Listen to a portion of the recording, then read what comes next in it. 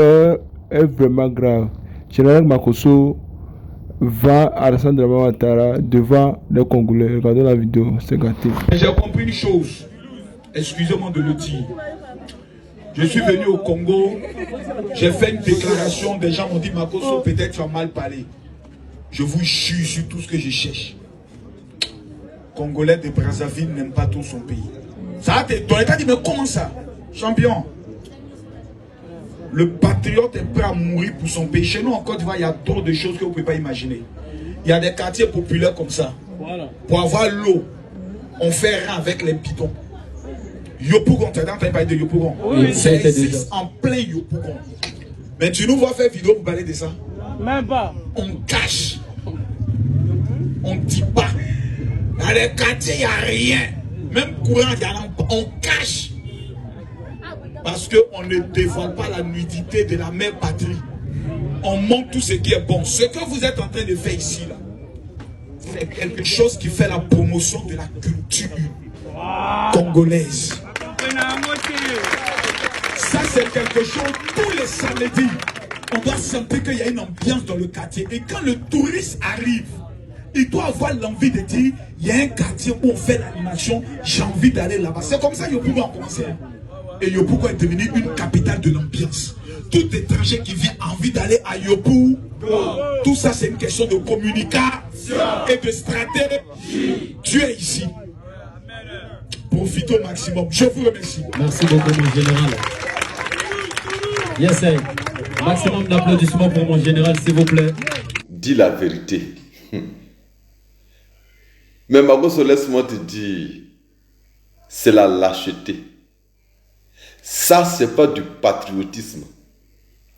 Parce que le patriote défend son pays, défend sa population, défend ses frères. Oui.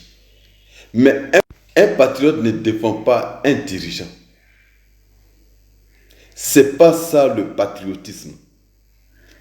Quelqu'un qui est prêt à mourir pour son pays, quand ça ne va pas, il dénonce. Quand il y a des choses qui ne vont pas, il dénonce. Quand ses frères sont dans la souffrance, il dénonce. Mais il ne cache pas la vérité pour passer derrière, pour aller prendre de l'argent avec les dirigeants pour remplir son ventre. Makosso, tu es un lâche. Oui. Tu es un lâche. Et c'est pas comment est-ce que tes enfants, je ne sais pas si tes enfants sont fiers de toi. Mais s'ils sont fiers de toi, c'est que tes enfants te ressemblent vraiment. Ils sont tous bêtes. Et tu vas mourir dans cette lâcheté. Oui. Tu auras une fin minable, Makosso. Merci de partager la vidéo, les gars. L'ONEP, l'Office national de l'eau potable, effectue enfin son passage hebdomadaire dans la commune. 3 citernes mobilisées pour ravitailler les habitants des quartiers Bois-Sec, Belleville et ancienne gendarmerie. Les femmes ont exprimé leur mécontentement, en même temps leur joie de voir les citernes les ravitailler dans les différents sites. Selon les riverains, depuis environ 2 mois, les ménages sont privés d'eau. Une pénurie persistante qui bouleverse les habitudes quotidiennes. En tout cas, d'habitude, on faisait peut-être 1 semaine, 2 semaines, l'eau venait, mais depuis un moment, nous sommes allés jusqu'à 2 mois, nous n'avons pas d'eau. Et lorsque nous avons l'eau aussi, souvent c'est les nuits. Si tu ne te réveilles pas à minuit, 1h du matin, tu ne peux pas avoir l'eau. On a besoin de l'eau.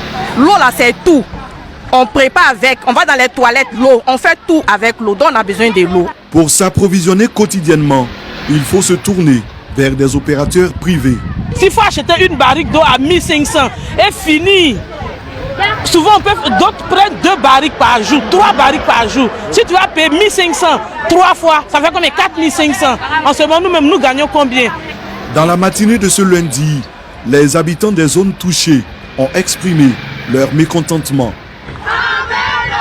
Face au problème, la municipalité multiplie les appels auprès des structures compétentes.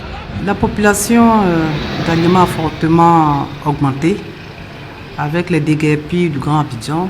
Forcément, la commune a besoin d'investissement. Nous sommes très conscients du problème d'eau aujourd'hui à Niamey.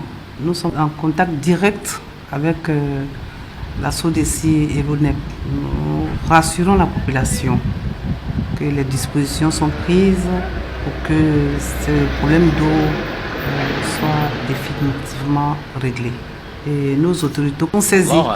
Je pense que c'est des choses qui vont se régler très bientôt. En cette période de jeunes musulmans et de carême chrétien, le besoin en eau courante se fait de plus en plus crucial. En attendant une solution, des rotations régulières de l'ONEP devraient permettre d'apaiser les esprits. Arrêtez de nous emmerder avec cette histoire de l'AES par-ci, l'AES par-là. Ce que vous avez à faire à Abidjan, là, faites-le. Ce que vous avez à faire en Côte d'Ivoire, là, faites-le. Et puis laissez l'AES tranquille. On vous le dit tous les jours. Mais vous ne voulez pas changer, vous ne voulez pas comprendre. C'est pourquoi même. Sur vos plateaux de télévision, vous n'avez pas autre sujet si ce n'est pas l'AES. La faim qui sévit dans Abidjan. Il n'y a pas de l'eau dans les robinets. Ça, vous ne voyez pas ça. On dit que le loyer est cher. Vous ne voyez pas ça. Vous êtes quel genre même d'homme?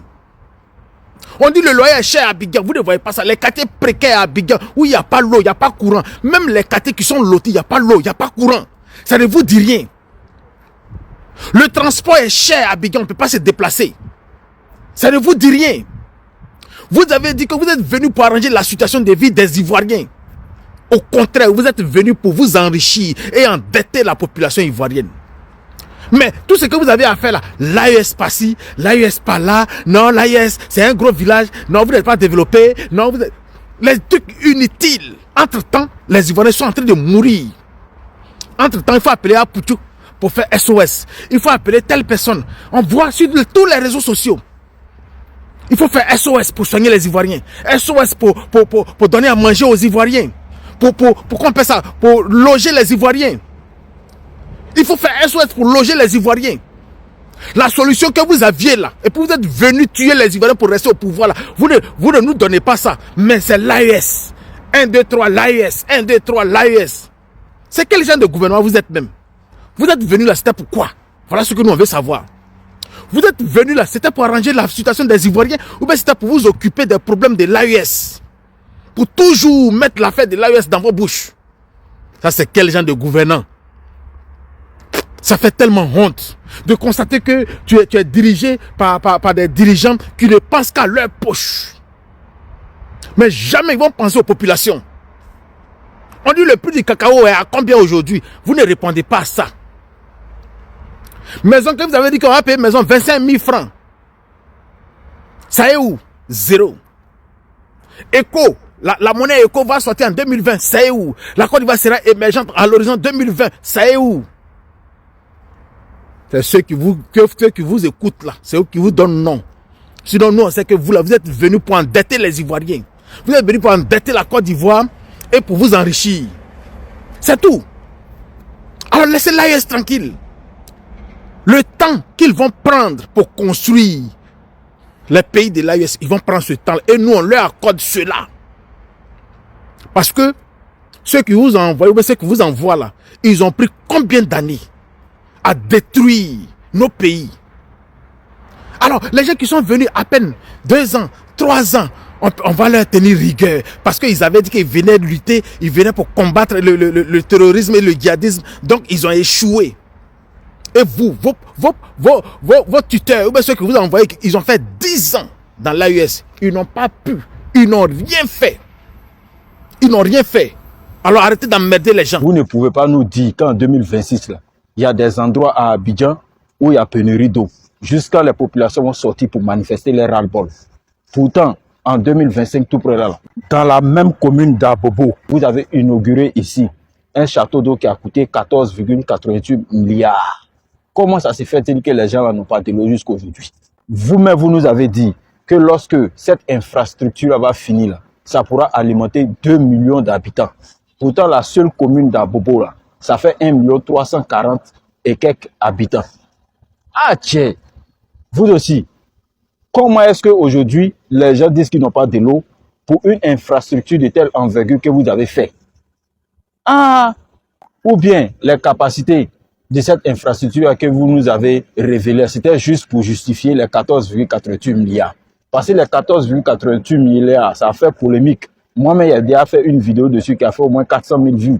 Ou bien c'est la population de Abobo qui a augmenté. Ce n'est plus 1 million 300 et quelques, c'est devenu 5 millions. Ah! Tiens, ou bien les travaux ne sont pas encore finis. Peut-être que si les travaux ne sont pas finis, ça peut justifier le manque d'eau actuellement à Abobo. Mais vous ne pouvez pas nous dire quelque chose et puis on voit le contraire. Tiens, vous aussi, arrivez un moment, prenez-nous au sérieux. Ah! On est dans quoi même? Non, c'est là. Ou bien là aussi, là, c'est Gbagbo qui a fait. Peut-être que c'est 2 milliards que Gbagbo a donné à Chirac. C'est ce qui fait qu'il y a pénurie d'eau à Bobo. Hein.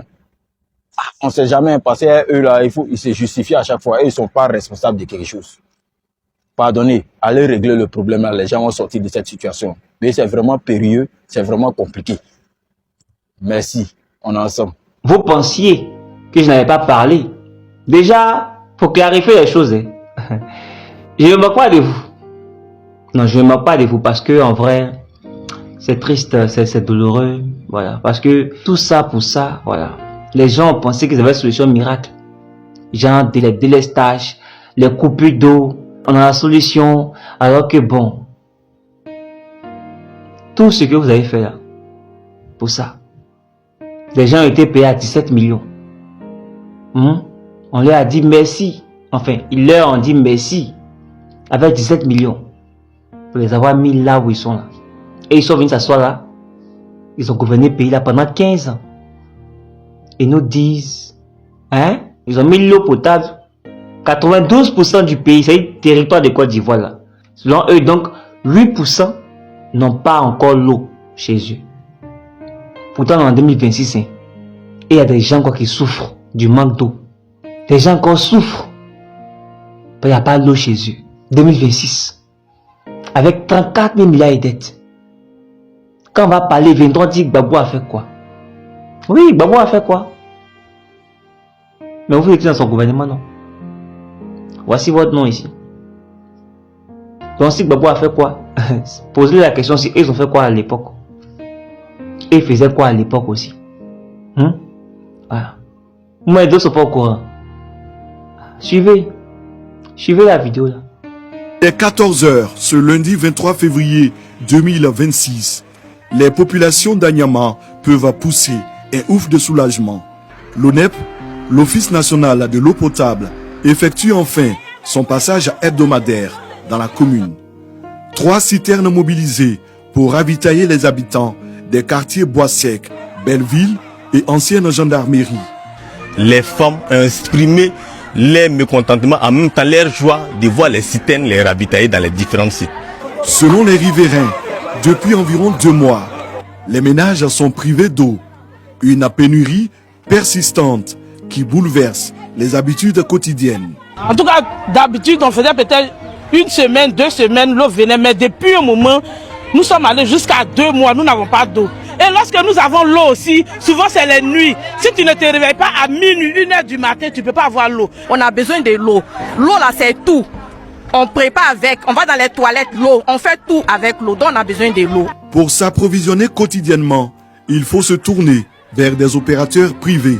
S'il faut acheter une barrique d'eau à 1500 et fini. Souvent, d'autres prennent 2 barriques par jour, 3 barriques par jour. Si tu vas payer 1500, 3 fois, ça fait combien? 4500. En ce moment, nous-mêmes, nous gagnons combien? Dans la matinée de ce lundi, les habitants des zones touchées ont exprimé leur mécontentement. Voilà. Émergence 2020. Pour une grande Côte d'Ivoire. C'est vous qui avez fait campagne, c'est vous qui avez dit ça ici. Ah, en 2010. Ça vous rattrape. C'est-à-dire que tout ce que vous avez dit comme chiffre, quand vous comparez 2011, avant 2011 c'était comme ça, après 2011 c'est comme ça, quand vous, ça veut dire que toutes vos comparaisons là, ce ne sont que des chiffres.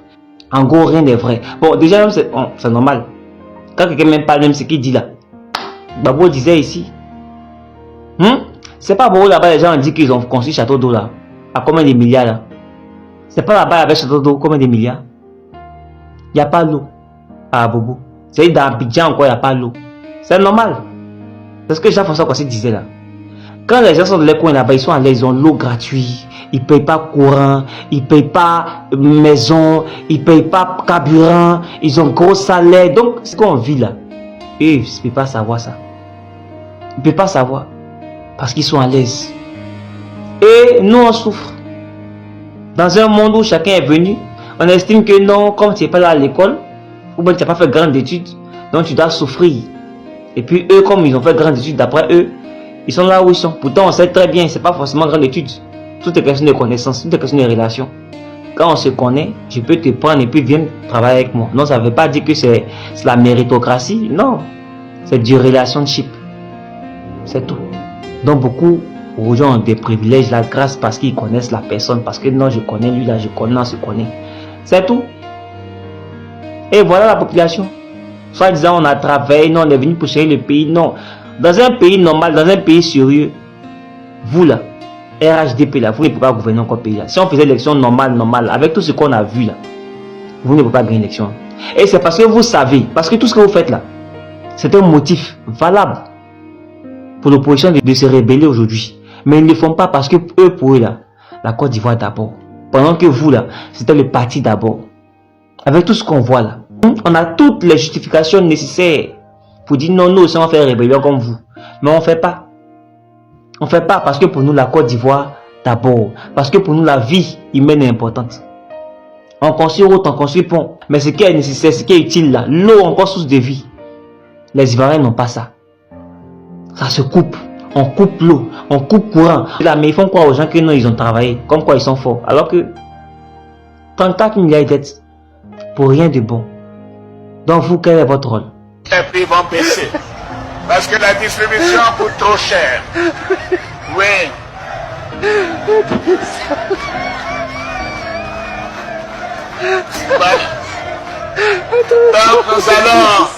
nous avons décidé donc il faut mettre fin au monopole de la CIE et de la SODES.